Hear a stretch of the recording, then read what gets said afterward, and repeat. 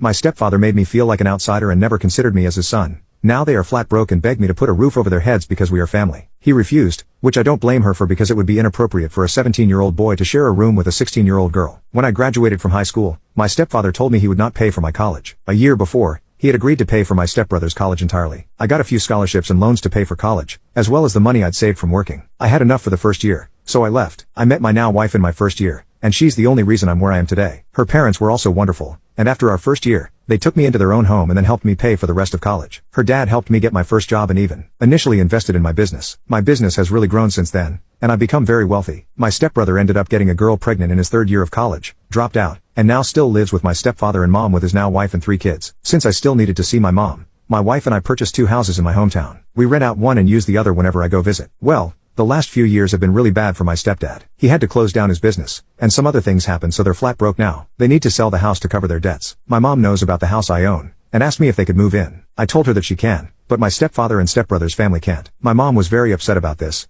My stepfather called me a lot of names, but mainly just ungrateful and heartless. My wife thinks that I should just agree since it would be hard on my mom to be away from her husband and I'm making my stepbrother and his family homeless. Am I the a-hole? Edit. The main reason my stepfather has so much debt is because of my stepsister's illness. I also helped pay for her medical costs. She has since passed away, but my stepfather still has significant debts from those expenses. She was the reason why I got back into regular contact with my family, but I now want to be in my mother's life to just be in her life. That being said, I'm going to talk to her about her relationship with my stepfather. I'm going to make sure to let her know that I will support her if she wants to divorce him, but I will not agree to any situation where he or his son might be living in a house that I own. Part of the reason why I was questioning whether what I was doing was wrong was because of what my stepfather said regarding my stepsister. He made the point that she would have been disappointed that I wasn't helping the family. My sister, like my wife, was extremely generous. She would do volunteer work, even when she was barely strong enough to stand on her own. Family was extremely important to her. After he said that, it really made me think if I was doing the wrong thing, especially since he's right that I would be making life very hard for my stepbrother's kids, who didn't do anything wrong. My stepsister really loved those kids, so I feel like I should care for them in her memory, but I just can't get over how terrible my stepbrother treated me. The response to this post has really helped me stand firm on my decision, because I was definitely wavering.